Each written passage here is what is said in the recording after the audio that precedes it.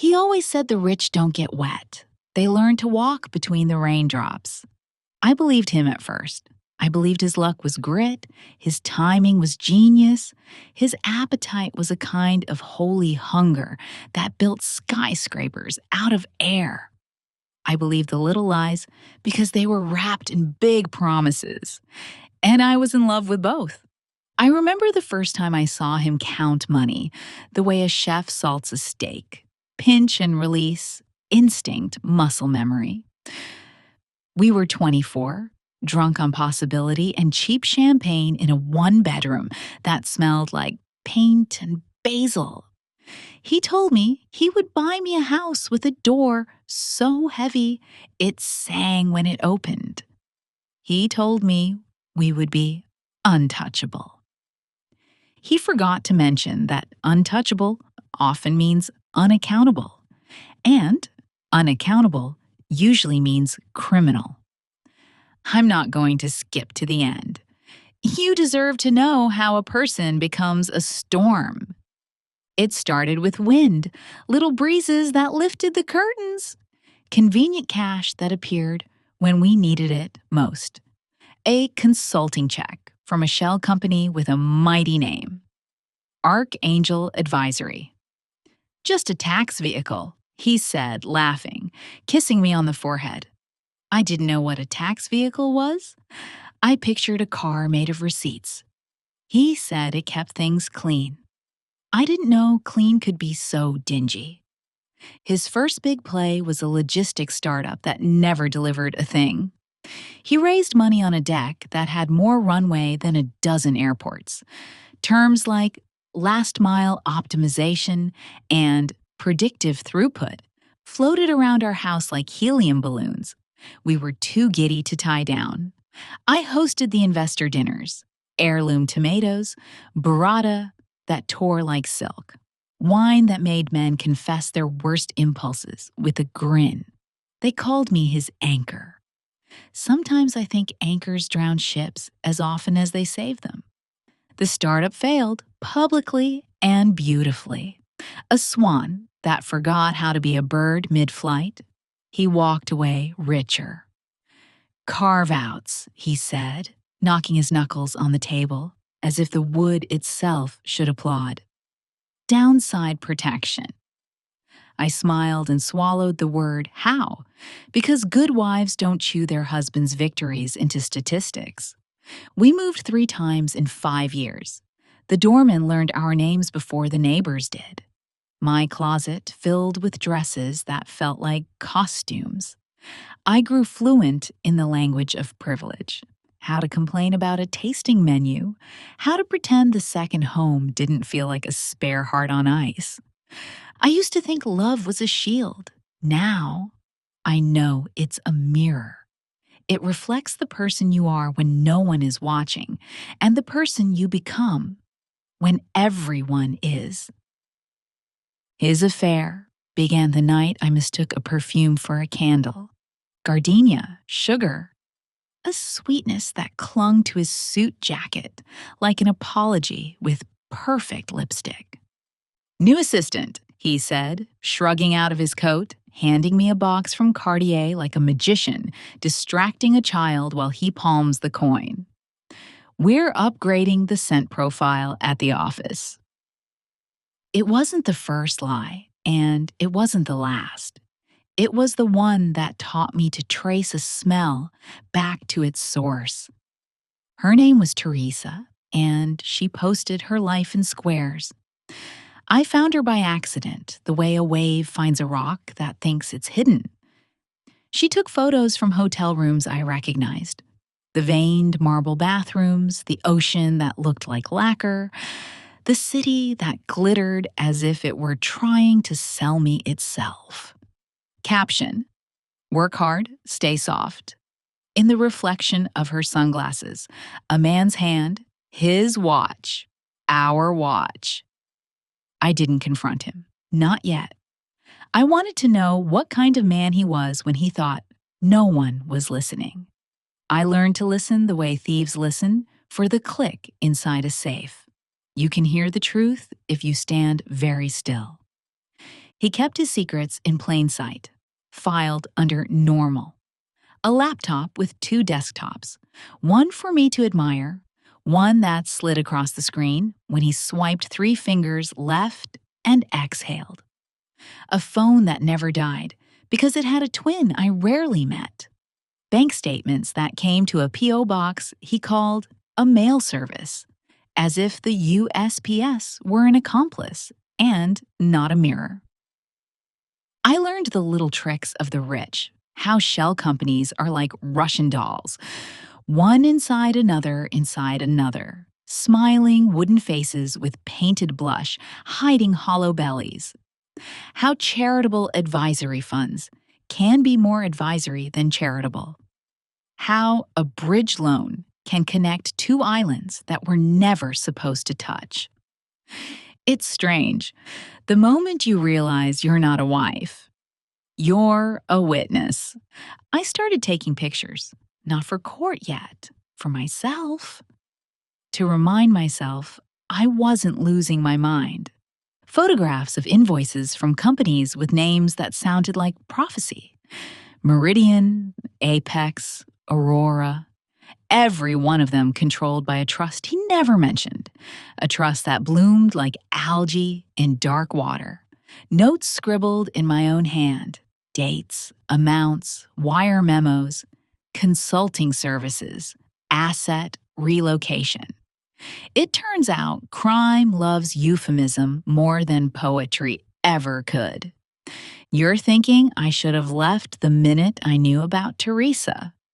Maybe you're right, but betrayal takes its time. It doesn't kick down the door. It picks the lock and hums a lullaby. I needed my anger to get heavy enough to carry. Love made me soft. What hardened me was the way he smiled when I asked him simple questions. Who is Arcadia North LLC? Diversification? What's in the Cayman account? Preferred taxation. Why does the charitable fund pay the jet lease? Efficiency. He said, efficiency, like other men, say mercy. The night he told me I was overreacting, I laughed in a way that didn't sound like me. The laugh bounced off the chandelier and came back with teeth. Why do you care where the money sits if it all belongs to us? He asked. The us weaponized, blunt, a sledgehammer. Because I was drowning in a house that had more bathrooms than apologies. Because he lied when he didn't even need to. Because Teresa's captions started to sound like my vows. Always, forever, more. It was a private joke between them. My marriage made into content. The evening I chose revenge was unremarkable. No storm, no staged fight. Just a quiet kitchen lit like a chapel. Our daughter's spelling words spread on the table like a map of a future I refused to stain. He came home late, kissed our child on the head as if ritual were absolution, poured himself a drink, and told me the city felt electric. I pictured Teresa shocking him back to life.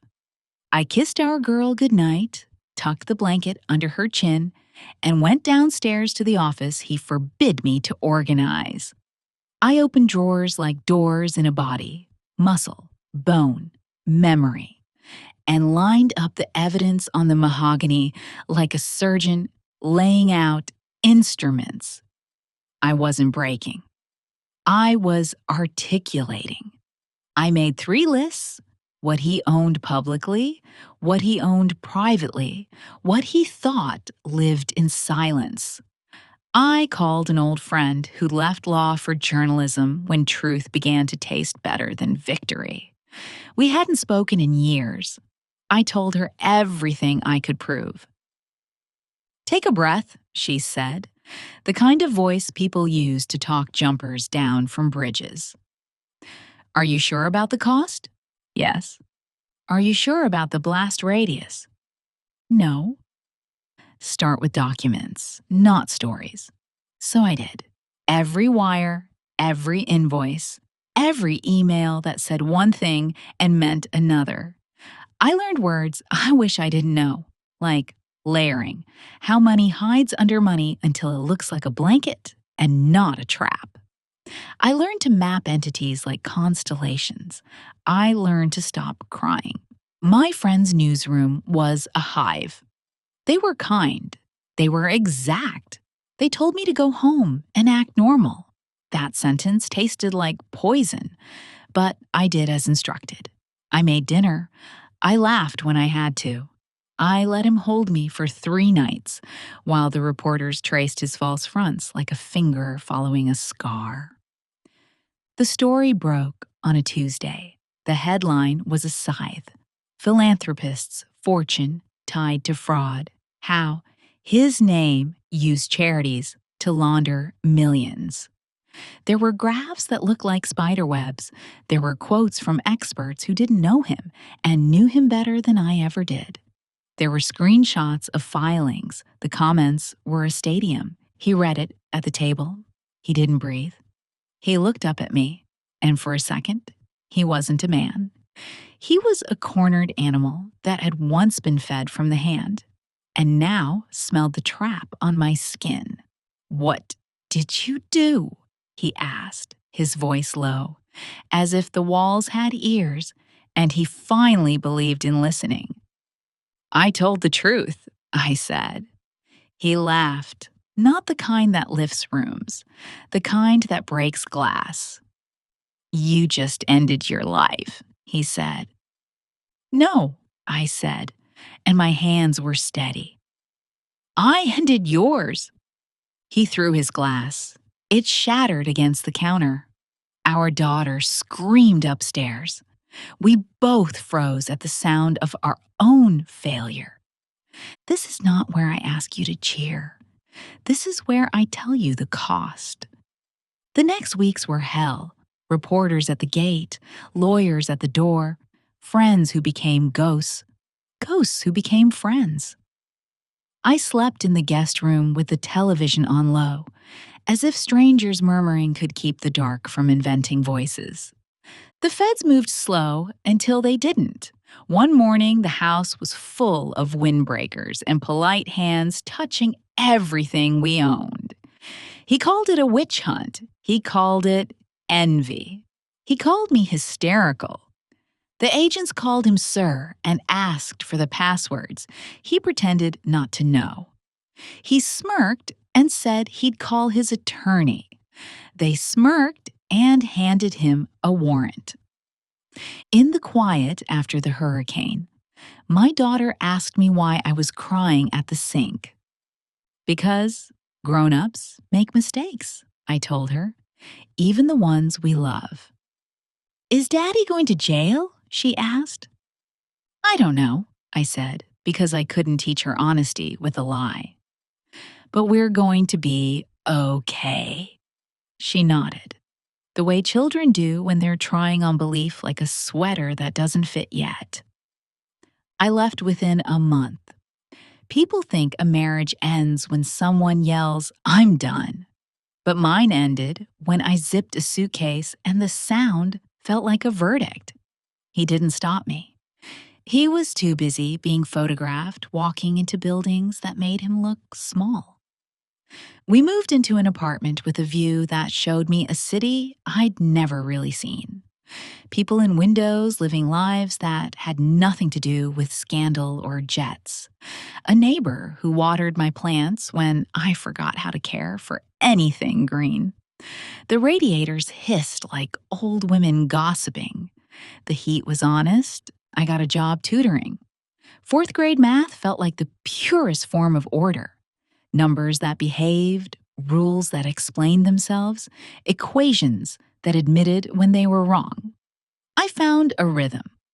School drop-off, a train that sang, a classroom that needed me to count. The way I needed to count. The trial took forever, and then went fast. A knife pulled from a pocket that had been waiting for years. I didn't go every day. I went the day they read the emails aloud.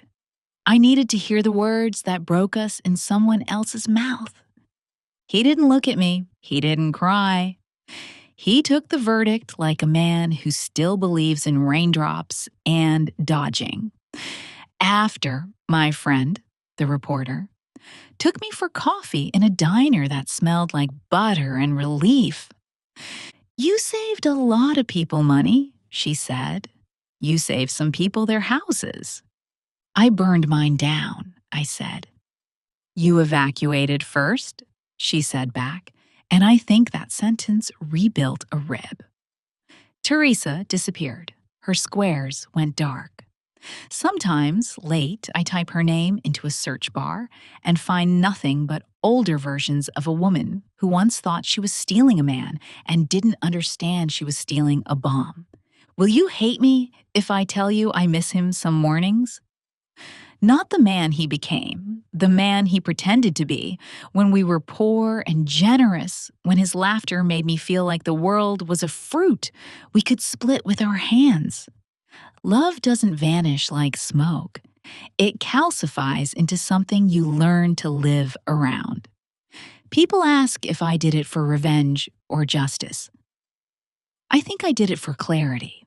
The truth makes a clean wound. A lie rots. He wrote once from wherever men like him go to become humble on paper. He said he forgave me. The audacity. He said he understood my pain. He said he still loved me. I didn't reply. Not because I lacked words, but because I finally understood the power of silence. Silence isn't empty. It's an answer that refuses to be negotiated. On our last night in the big house, before the agents and the headlines and the neighbors who would never meet my eye again, I sat on the floor of the closet he built for me and held a pair of shoes that cost more than my first car. They were ridiculous, gorgeous, and useless. A perfect metaphor for the years I wore, like a dress with someone else's name on the label. I took one photo, not of the shoes, of the scuff on the baseboard, where our daughter had rammed a toy stroller into the wall so many times the paint flaked like tired snow. That scuff was the most honest thing in the room. This is the part where I'm supposed to teach you something. People love lessons packaged like favors. I don't have favors. I have this. If someone tells you they never get wet in the rain, don't stand under their umbrella. You will drown and call it weather. If someone uses words like vehicles and efficiency, when what they mean is hiding, ask to see the receipts. If they don't show you, they're not protecting you. They're protecting the thing they think they are without you. If you're going to light the match, have a place to sleep where the air tastes like tomorrow. I don't regret sending the files. I regret the years I mistook my silence for loyalty. Loyalty to a lie isn't love. It's complicity dressed in satin. The night the story ran, I walked outside alone and let it rain on me until my hair stuck to my skull and my dress clung like a warning. I didn't melt. I didn't shatter. I got wet. And then I went inside and I started again. People always ask if I'm afraid he'll get out and come for me, for us. I'm afraid of lots of things. Forgetting birthdays, the sound a door makes when no one is coming home, the specific ache of a child learning that safety is a kind of fiction. We write so they can sleep. But I am not afraid of him. I'm afraid of the part of me that loved a man like that with everything I had and called it holy. She deserved better. I forgive her. I wake up every day and choose to be someone she would ask for advice. On Sundays, my daughter and I bake cookies we mostly burn. We laugh with our mouths open. We plant herbs on a windowsill and pretend we're farmers when the basil survives a week.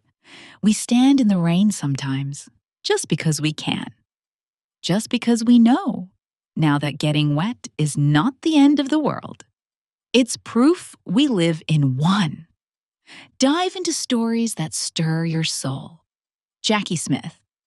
Stories is your daily haven for raw emotions, courageous women, and authentic true life narratives. We weave tales of hope, strength, dreams, and the quiet miracles of everyday life. Our stories inspire, uplift, and remind you you're never alone.